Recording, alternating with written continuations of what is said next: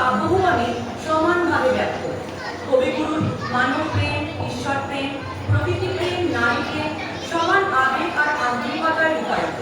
প্রকৃতি প্রেমী রবীন্দ্রনাথ প্রকৃতির মধ্যে দিয়ে মানব জীবনের সন্ধান করেছিলেন।